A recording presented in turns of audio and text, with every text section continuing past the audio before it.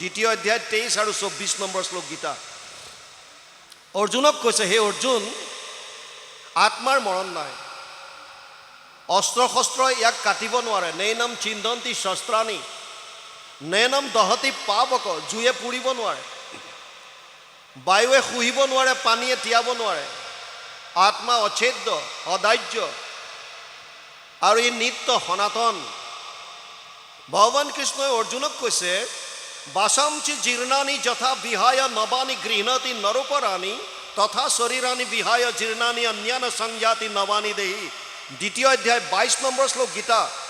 হে অৰ্জুন, যেনেকৈ মানুহৰ কাপোৰ ফাটি গ'লে নতুন বস্ত্ৰ পৰিধান কৰে, তেনেকৈ আত্মাই এটা শৰীৰ নষ্ট হ'লে বেলেগ শৰীৰ ধাৰণ কৰে। গতিকে ইয়াক লৈ শোক কৰাৰ কোনো প্ৰয়োজন নাই। কিন্তু আমি কিয় শোক কৰোঁ? আমি এই শৰীৰটোক মই বুলি ভাবোঁ, সেইকাৰণে আমাৰ দুখ লাগে।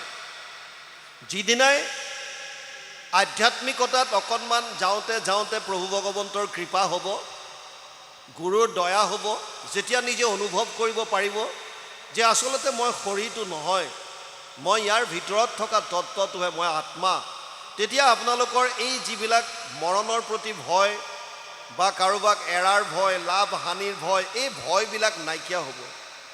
আৰু তেতিয়াই আপুনি নিজক বুজি পাব যে মই আচলতে এনেকুৱা এটা তত্ত্ব যিবিলাক এইবিলাক সাংসাৰিক একো বস্তুৱে মোক স্পৰ্শ কৰিব নোৱাৰে। বুজি পাইছেনে?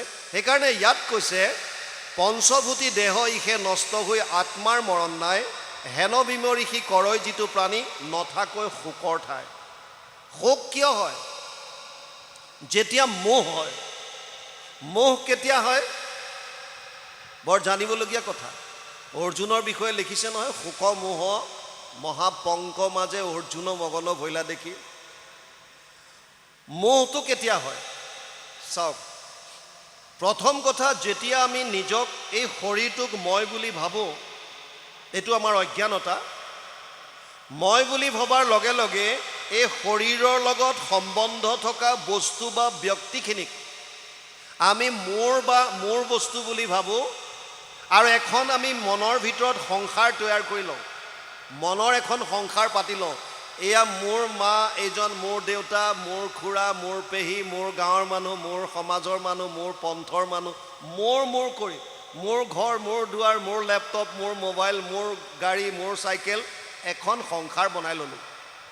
যেতিয়া মই দেহাটোৰ লগত সম্বন্ধিত বস্তুবিলাক, এজন ল'ৰাই ফুটপাথত চাহ খাইছে, স্পেচিয়েল কাপ এটা বিচাৰিছে আৰু ধুনীয়াকৈ সুন্দৰভাৱে দোকানীজনে চাহ দিছে। ল'ৰাজনে ঢোক মৰাৰ লগে লগে কণমানি ভতিজাক আহি পেলাই কৈছে, খুৰা, বাছ এখন এক্সিডেণ্ট হৈছে, 50জনমান মানুহ মৰিছে। খুৰাকে চাহত ঢোক মাৰি দোকানীটোক কৈছে, চাহত চেনি কম হ'ল, তই এচামুচ চেনি লৈ আহ। বুজি পাইছেনে নাই? ল'ৰাটোৱে কৈছে যে 50জনমান মানুহ মৰিছে, বাছ এক্সিডেণ্ট হৈছে, কিন্তু তাৰ কোনো প্ৰভাৱ নাই। কিয়? কাৰণ মোৰ শৰীৰটোৰ লগত সম্বন্ধিত তাত কোনো নাই। ভতিজাকটোৱে কৈছে, খুৰা বুজি পোৱা নাই কেলে, বাছখনত আমাৰ অমুক অমুক আছিল। তেতিয়া লগে লগে চাহৰ গিলাচ পেলাই দিলে। কি হ'ল তেতিয়া? শোক উৎপন্ন হ'ল। শোকটো কেতিয়া হয়? যেতিয়া মোহ হয়। সেইকাৰণে এই দুটা বস্তু বৰ জানিবলগীয়া। আপোনাৰ যিটো বস্তুৰ প্ৰতি মোহ আছে, এটাচমেণ্ট আছে, আসক্তি আছে, সেই বস্তুটো স্পেচিয়েলি যেতিয়া তাৰ লাভ, তাৰ যেতিয়া হানি হ'ব, তেতিয়া আপোনাৰ মনত শোক উৎপন্ন হ'ব, শোক। কিন্তু যদি আপুনি বুজি পায় যে মই শৰীৰটো নহয়, মই হ'লো আত্মা,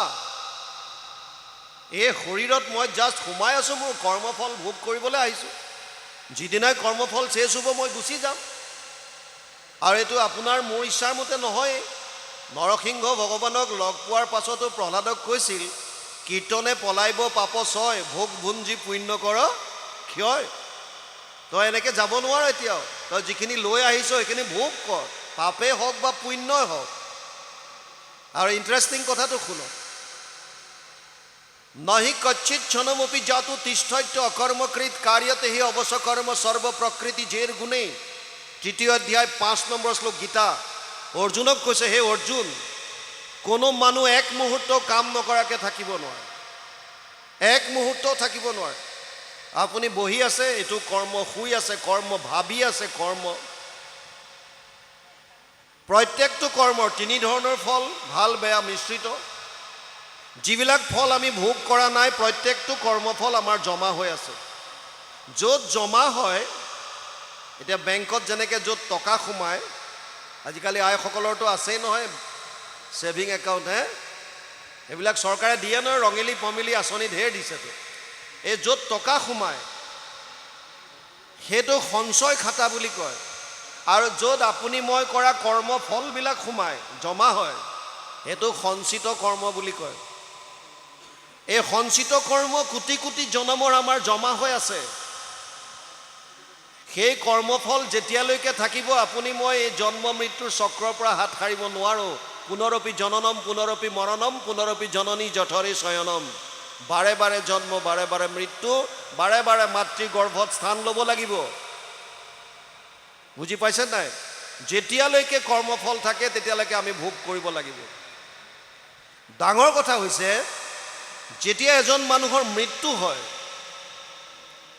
আমি সকলোৱে কওঁ, কোনোবা এজনৰ যেতিয়া মৃত্যু হয়, আপুনি ৰাতিপুৱা যেনিবা খবৰ পালে যে আজি অমুক বাপজন গ'ল, আমি যেতিয়া বাপজনৰ ওচৰলৈ যাওঁ, যদি আপুনি খবৰ পোৱাৰ লগে লগে গৈছে, তেতিয়াহ'লে কি কৰে? এই মৃত শৰীৰটো চোতালত থয় আৰু ওপৰত বগা কাপোৰ এখন দি ঢাকি দিয়ে। মানুহবিলাকে তেতিয়াও কথা পাতি থাকে, এই বেচেৰাটোক কালি লগ পাইছিলোঁ, আজি পুৱাই গ'ল। গ'ল কোন? সেইজনেইতো কালি লগ পোৱাজন নহয় জানো? কালি যিজনক লগ পাইছিলা সেইজনেতো শুই আছে তাত। কিন্তু তথাপিও মানুহে কয় যে বেচেৰাটো ৰাতিপুৱাই গ'ল, কালি সন্ধিয়া মোৰ সৈতে কথা পাতিছিল। তাৰ মানে কি? তাৰ মানে যিজনক মই লগ পাইছিলোঁ সেইজন এইজন নহয়।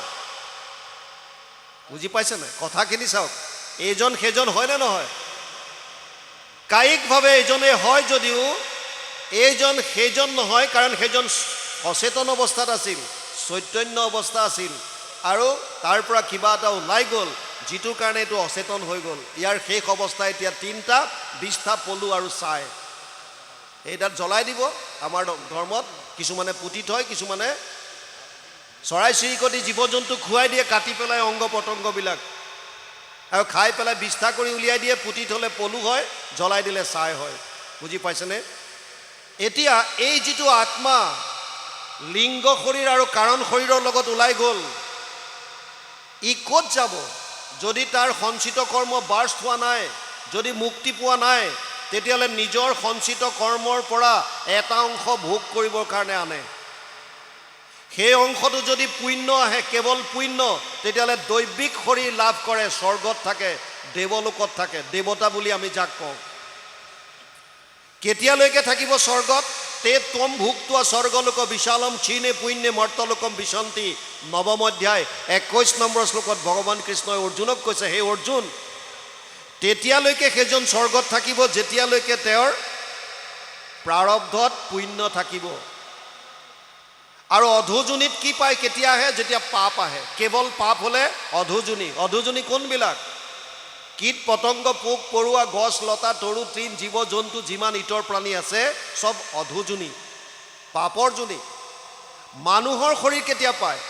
যেতিয়া মিশ্ৰিত কৰ্মফল আহে, পাপ পুণ্যৰ মিশ্ৰণ। সেইকাৰণে মানুহৰ জীৱনত সুখ আৰু দুখ দুইটা বস্তু আহে। ইয়াক লৈও চিন্তা কৰাৰ কোনো কাৰণ নাই। কিয়?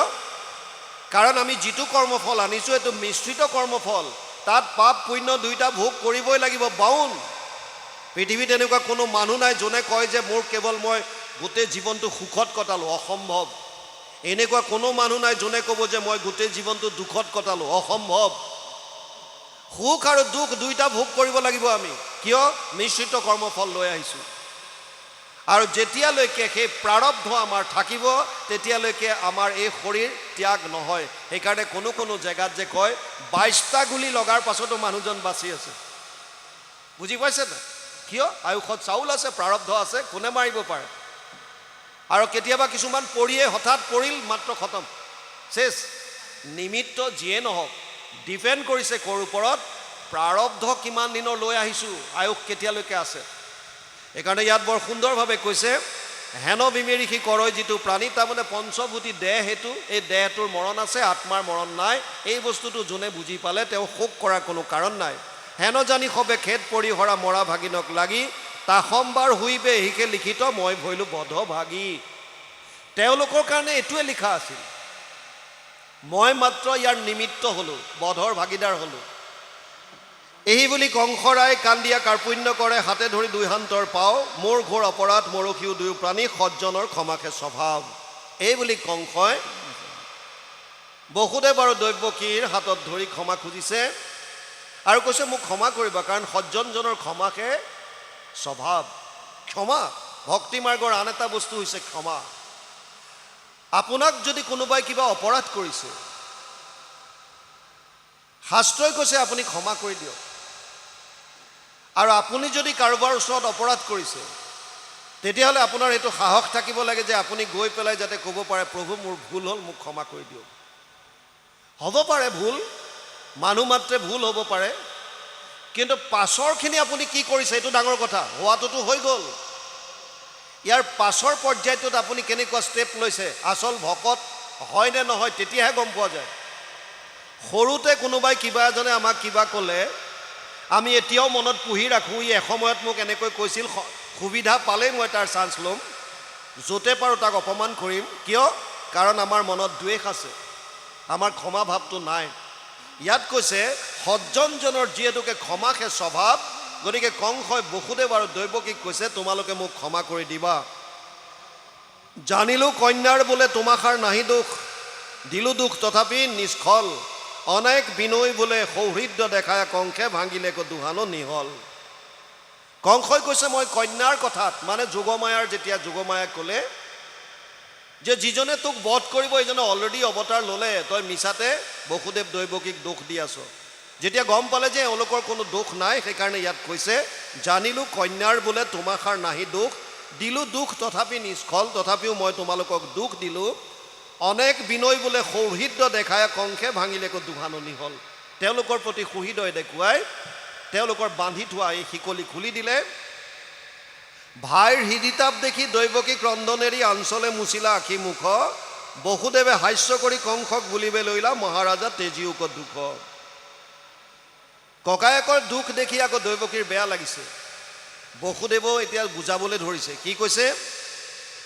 আপুনি কহিলা যেন এইকে পৰম তত্ত্ব, কিছু নোহে শোক মোহ ভয়, অজ্ঞানত থাকি নৰে মিছাতে বিৰোধ কৰে, বিচাৰত সবে মায়াময়। শোক মোহ ভয় এইবিলাক একো নাই আচলতে, কেৱল মায়াময় সংসাৰত থকাৰ কাৰণে, মায়াই আমাক অধীন কৰি ৰখাৰ কাৰণে আমি এইবিলাক দেখা পাওঁ। কেনেকৈ? মায়া বস্তুটো কি? চতুশ্লোকী ভাগৱতত, ভাগৱত অৰিজিনেলি 4টা শ্লোক আছিল।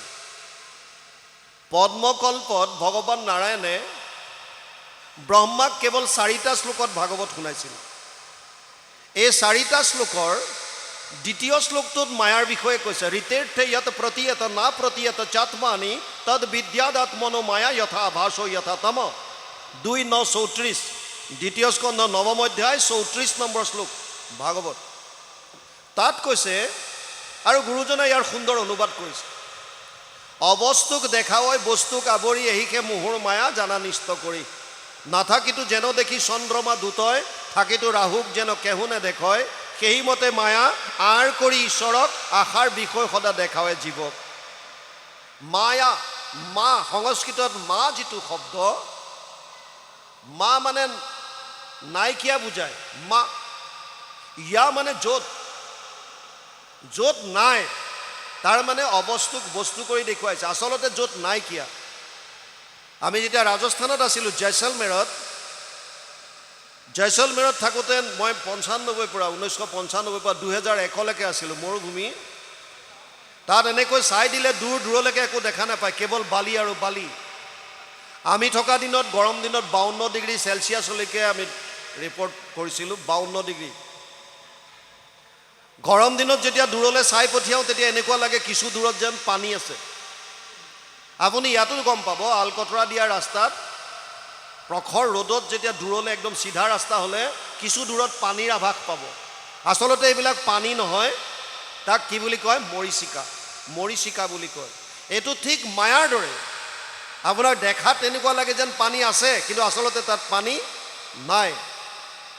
মায়া দুই ধৰণৰ, এক হৈছে জীৱ মায়া, এক হৈছে গুণমায়া।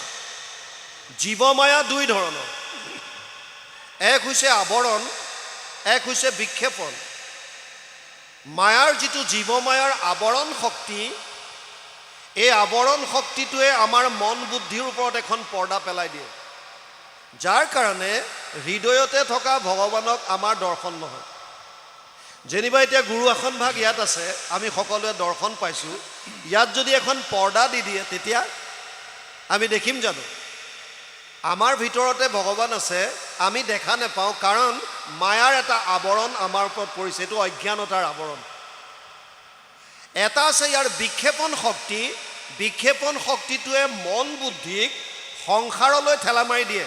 ধন টকা পইচা, পুত্ৰ পৰিবাৰ, ঘৰ দুৱাৰ, খোৱা বোৱা, কাপোৰ কানি, এইবিলাকত সুখ পাবি বুলি মনটোক সিফালে পঠায়, ঈশ্বৰৰ ওচৰৰ পৰা মনটো দূৰলৈ পঠায়। এইটো হৈছে জীৱ মায়াৰ দুটা কোৱালিটি, আৱৰণ আৰু বিক্ষেপণ। ভগৱানৰ মায়াৰ আনটো কোৱালিটি বা আনটো ভাগ হৈছে গুণমায়া। এইটো বৰ মাৰাত্মক বস্তু। তিনিটা গুণ আছে, সত্যম ৰজস তম ইতি গুণ প্ৰকৃতি সম্ভৱ নিবদ্ধন্তি মহাবাহু দেহে দেহিনাম অব্যয়ম। 14 অধ্যায় 5 নম্বৰ শ্লোক গীতা। অৰ্জুনক কৈছে, হে অৰ্জুন, মোৰ মায়াৰ তিনিটা গুণ আছে, সত্য, ৰজ আৰু তম। এই তিনিটা গুণে মানুহক পুতলাৰ দৰে নচুৱাই আছে। কেনেকৈ? তিনিটা গুণৰ পৰা আমাৰ মনলৈ তিনি ধৰণৰ ভাৱ আহে। সত্য গুণৰ পৰা সাত্বিক ভাৱ, ৰজগুণৰ পৰা ৰাজসিক ভাৱ আৰু তমগুণৰ পৰা তামসিক ভাৱ। সত্য গুণটো কেনেকুৱা? তত্ৰ সত্বম নিৰ্মলত্বাৎ প্ৰকাশকম অনাময়ম সুখ সংগেন বধনাতি জ্ঞান সংগেন চানঘ। 14 অধ্যায় 6 নম্বৰ শ্লোক গীতা। হে অৰ্জুন, সত্যগুণ নিৰ্মল, প্ৰকাশময়। ই জ্ঞান আৰু সুখৰ লগত আত্মাক বান্ধে, শৰীৰৰ লগত। গতিকে সত্যগুণ যেতিয়া মানুহৰ মনত বাঢ়িব, সাত্বিক ভাৱ যেতিয়া আহিব, এজন মানুহ ঈশ্বৰমুখী হয়, ভিতৰৰ পৰা অজ্ঞানতা নাশ হয়, প্ৰকাশ ভিতৰত প্ৰকাশময় হৈ যায়, জ্ঞানৰ পোহৰ বন্তি জ্বলে। সাত্বিক গুণ বঢ়াৰ লগে লগে এজন মানুহ ধীৰ স্থিৰ হয়। আপুনি একান্তভাৱে বহি থাকিব পাৰিব বহু সময়। আপুনি ঈশ্বৰমুখী হ'ব, জনকল্যাণ কৰিবলৈ মন যাব, দহৰ উপকাৰ কৰিবলৈ মন যাব। এইটো সাত্বিক ভাৱ। ৰাজসিক ভাৱ যেতিয়া আহিব, ৰজুগুণৰ পৰা যিটো ভাৱ আহিব, ৰজু ৰাগাত্মকম বৃদ্ধি তৃষ্ণা সংগ সমুদ্ভৱম তাম নিবধ্নন্তি কৌন্তেয় কৰ্ম সংগেন দেহিনাম। 14 অধ্যায় 7 নম্বৰ শ্লোক গীতা। তাত কৈছে, হে অৰ্জুন, যেতিয়া ৰজুগুণ বৃদ্ধি হ'ব, ৰজুগুণ কেনেকুৱা? ৰজু ৰাগাত্মকম বৃদ্ধি, আসক্তি বঢ়াব। মোৰে সন্তান, মোৰে পত্নী, মোৰে ঘৰ, মোৰ গাড়ী, মোৰ ঘৰ, চব মোৰ মোৰ মোৰ। আসক্তি বঢ়াব সংসাৰৰ প্ৰতি। আসক্তি বৃদ্ধি হ'লে, তাৰ হানি হ'লে মানুহে দুখ পায়। ৰজুগুণৰ প্ৰভাৱ, আসক্তি। আৰু কি বাঢ়ে? তৃষ্ণা আৰু লাগে, যিটো পাইছোঁ তাত সন্তুষ্ট নাই। এজন মানুহ ৰাতিপুৱা খোজকাঢ়িবলৈ ওলাইছে, গেটখন খুলিছে, এটা ক'লা বেগ দেখা পাইছে, বেগটোৰ অলপমান চেইনডাল খুলি চাইছে যে গোটেই 500 টকীয়া বাণ্ডেল ভৰ্তি। আৰু ইফালে সিফালে চাইছে, কোনো মানুহ নাই। লগে লগে বেগটো লৈ পেলাই ভিতৰলৈ আহিল আৰু ঘৈণীয়েকক মাতিছে, দুৱাৰ বন্ধ কৰি দিলে, পৰ্দা টানি দিলে, বিচনা এখনত গোটেই টকাৰ বাণ্ডেলবিলাক খুলি দিছে, গন্তি কৰাত লাগিল দুইজনে। 99,500 ওলাল, 99,500। আৰু মানুহজনে কৈছে, হে প্ৰভু, আৰু 500 দিয়া হ'লে পূৰা 1 লাখ হৈ যায়, আৰু 500। সেইটো হৈছে তৃষ্ণা। আমিও তেনেকুৱা। আপোনাক যিবিলাক ল'ৰা ছোৱালী কোনোবা কোম্পেনীত যায়, যদি ভাল টেলেণ্টেড হয়, তেতিয়া কোম্পেনীৰ মানুহে তেওঁলোকক প্ৰথমতে সোধে যে তুমি কি বিচাৰা, কিমান আশা কৰা, চেলেৰী এক্সপেক্টেশ্যন কেনেকুৱা। যদি ল'ৰাটোৱে কৈ দিয়ে যে মই মন্থলি 1 লাখ টকা বিচাৰিছোঁ বা 12 লাখ টকাৰ পেকেজ বিচাৰিছোঁ ইয়েৰলি, একে এষাৰতে যদি কোম্পানী মানুহজনে যদি য়েছ বুলি কয়, অ'কে হৈ যাব, 1 লাখ মাহিলী পাবা, তাৰ মনত ভাৱ আহিব, ধেত তেৰিকা মই ভুল ক'লোঁ নেকি, মই 1.5 লাখ মান ক'ব লাগিছিল। বুজি পাইছে নাই? মানি ল'লে আমাৰ আশাটো আৰু বাঢ়ি গৈ থাকে, তৃষ্ণা। এইটো কিয়? ৰাজসিক ভাৱ। ৰাজসিক ভাৱ যেতিয়া মনলৈ আহিব, তেতিয়া জাক জমকতাত বেছি গুৰুত্ব দিয়ে, সাত্বিক ভাৱটো কমি যায়। মোক মানুহে ভাল পাওক, মই যোৱাৰ লগে লগে মোৰ কাৰণে স্পেচিয়েল এখন চেয়াৰ হওক, মোক দিয়া জাপি, মোক দিয়া গামোচা স্পেচিয়েল কোৱালিটিৰ হওক, বেলেগতকৈ অকণমান বেলেগ হওক, মই অলপ স্পেচিয়েল, যশস্যা, নেম এণ্ড ফেম, এইবিলাক চব ৰাজসিক। আৰু তৃতীয়টো হৈছে তামসিক। তমস্তু অজ্ঞানজম বিদ্ধি মোহনম সৰ্বদেহিনাম প্ৰমাদ আলস্য নিদ্ৰাভি তন নিবধ্নন্তি ভাৰত। 14 অধ্যায় 8 নম্বৰ শ্লোক গীতাত কৈছে, হে অৰ্জুন, তমোগুণটো অজ্ঞানতাৰ প্ৰতীক। তমোগুণ বাঢ়িলে মানুহৰ মূলত 3টা কথা হয়। এক হৈছে প্ৰমাদৰ দৰে কাম কৰে, উন্মত্তৰ দৰে। কি কৰিব লাগে গম নাপায়, যি মন যায় তাকে কৰিব, উন্মত্ত, পগলা, প্ৰমাদ। দ্বিতীয়টো হৈছে তামসিক গুণৰ এটা বেয়া বস্তু হৈছে আলস্য ভাৱ। কৰিবলগীয়া কামটো পিছত কৰিম বুলি থৈ দিয়ে, ইংৰাজীত কয় প্ৰক্ৰাষ্টিনেশ্যন, পিছত কৰিম, পিছত। আৰু তৃতীয়টো হৈছে নিদ্ৰা, শুই থাকিবলৈ মন যায়। এই তিনিওটা হৈছে তামসিক গুণৰ প্ৰভাৱ, অতি ভয়ানক বস্তু। স্কুলৰ ছাত্ৰ ছাত্ৰী, অফিচৰ কৰ্মচাৰী, প্ৰায়বিলাকৰ এই কোৱালিটিটো দেখা পোৱা যায়। 10 মিনিট নালাগে এটা ফাইল উলিয়াবৰ কাৰণে ছিনিয়ৰ অফিচাৰলৈ আগবঢ়াই দিবলৈ, কিন্তু নিদিয়ে, পিছত কৰিম, থৈ দিয়ে। ছাত্ৰ ছাত্ৰীবিলাকে হোমৱৰ্ক দিছে, চিলেবাছ দি দিছে, আগতে পঢ়িব লাগে, পিছত পঢ়িম বুলি থৈ দিয়ে, পিছত চাম। আৰু যেতিয়া পৰীক্ষা আহি যায় তেতিয়া দেখা পায় যে মোৰ দেখোন চাবলগীয়া ঢেৰ হৈ গ'ল, মই চিলেবাছ কমপ্লিট নকৰিলোৱে। তেতিয়া মনলৈ ভাৱ আহে, যদি মই এনেকৈ পৰীক্ষা দিওঁ মোৰ ৰিজাল্ট বেয়া হ'ব, মা দেউতাই কি ক'ব, লগৰ ল'ৰা ছোৱালীবিলাকে মোক কি ক'ব, মই চোকা বুলি মোৰ সমাজত যিটো নাম আছিল এইটো কি হ'ব, অৰ্থাৎ চবে মোক হাঁহিব, মই এনেকৈ কেনেকৈ জীয়াই থাকিম, মই মৰি থকাই ভাল, মই মৰি থকাই ভাল। আৰু বছ, এটেম্প টু ছুইচাইড, মৰি থাকিব। কিয়? তামসিক গুণৰ প্ৰভাৱ। এই আমাৰ মানুহবিলাক, গোটেইবিলাক, আমি যিমান প্ৰাণী আছোঁ, আমাক ভগৱান কৃষ্ণৰ এই মায়াৰ 3টা গুণে পুতলাৰ দৰে নচুৱাই আছে। আমি ভাবোঁ যে এইটো মই কৰিছোঁ, মিছা। প্ৰকৃতে ক্ৰিয়া মানানি গুণ কৰ্মানি সৰ্বস্ব অহংকাৰ বিমূঢ় আত্মা কৰ্তা হমিতি মন্যতে। 3 অধ্যায় 27 নম্বৰ শ্লোক গীতা। প্ৰকৃতিৰ 3টা গুণ, সত্য ৰজ তম, এই 3টা গুণে 3 প্ৰকাৰ ভাৱৰ দ্বাৰা আমাক পুতলাৰ দ্বাৰা নচুৱাই আছে। আৰু যোনে মই কৰিছোঁ বুলি ভাবোঁ, এইটো কৈছে অজ্ঞানতা, মূঢ়তা। আমি একো কৰিব পৰা নাই, চব তেওঁ আমাক চলাই আছে। এই মায়াত পৰি পেলাই আমি চব হাহাকাৰ কৰি ফুৰিছোঁ। আৰু ইয়াৰ পৰা পৰিত্ৰাণ পোৱাৰ উপায় কেৱল এটা দিছে, দৈৱহী এছ গুণময়ী মম মায়া দূৰত্বয়া মামেব য়ে প্ৰপদ্যন্তে মায়ামেতাম তৰন্তি তে। 7ম অধ্যায় 14 নম্বৰ শ্লোক গীতা। তাত কৈছে, হে অৰ্জুন, মোৰ মায়া যদিও দৈৱিক, ই অতি মাৰাত্মক, অতি দুষ্টৰ। ইয়াৰ পৰা পৰিত্ৰাণ সেইসকলেহে পাব পাৰিব যিসকলে কেৱল মাত্ৰ মোক শৰণ কৰি ল'লে। মোত শৰণ ল'লে যিসকলে, কেৱল মাত্ৰ মোত, মাম এব মানে কেৱল বুজায়, মাম এব, কেৱল মোক যোনে শৰণ ল'লে, কেৱল মাত্ৰ মোক যোনে ভক্তি কৰিলে, তেওঁলোকেহে ইয়াৰ পৰা পৰিত্ৰাণ পাব পাৰিব, তাৰ বাহিৰে বেলেগ গতি নাই। ইয়াত এতিয়া কৈছে, আপুনি কহিলা যেন এহিকে পৰম তত্ত্ব কিছু নোহে শোকমোহ ভয়, অজ্ঞানত থাকি নৰে মিছাতে বিৰোধ কৰে, বিচাৰত হবে মায়াময়। এই মতে দুয়ো প্ৰাণী বুলিলা আশ্বাসবাণী কংসে নিজ মন্দিৰক গৈলা, গুণন্তে গান্থন্তে তাৰ উঠন্তে বৈখন্তে আতি ৰজনী প্ৰভাত আহি ভৈলা। তাৰপাছত বসুদেৱ দৈৱকীক এৰি দিছে, কংস নিজ মন্দিৰলৈ গ'ল, নিজৰ গৃহলৈ গ'ল। আৰু এনেকৈ তেওঁ চিন্তা কৰি থাকোঁতে, উঠোঁতে বহোঁতে ৰাতি গৈ পেলাই পুৱা হ'লহি। মন্ত্ৰীগণ আনি পাছে কংসে কহিলেক কথা, যোগমায়া কহিলা যতেক, শুনি দৈত্যগণে উঠি ত্ৰিদশক ক্ৰোধ কৰি কংসৰায়ত বিনাৱৈ অনেক। ৰাতিপুৱা হোৱাৰ লগে লগে মন্ত্ৰীসকলক মন্ত্ৰণা কৰিবৰ কাৰণে মাতি আনিলে। আৰু যোগমায়াই যিখিনি ক'লে যে তোৰ বৈৰী, তোৰ পৰম শত্ৰু, যাৰ হাতত তোৰ মৃত্যু হ'ব, সেইজন ইতিমধ্যে অৱতাৰ গ্ৰহণ কৰিলে। এই কথাটো এতিয়া ইয়াৰ ওপৰত কি একশ্যন ল'ব, তাৰ কাৰণে মন্ত্ৰীসকলক মাতি আনি দ্বিতীয় দিনা পুৱাই এখন সভা কৰিছে। ইয়াত এতিয়া বিচাৰ হ'ব আৰু মন্ত্ৰীসকলে এতিয়া তেওঁলোকে নিজৰ নিজৰ মন্তব্য আগবঢ়াব। ইয়ালৈকে পদে কৈছে, তাৰপাছত আগবাঢ়িলে আমি আলোচনা কৰিম। কৃষ্ণ।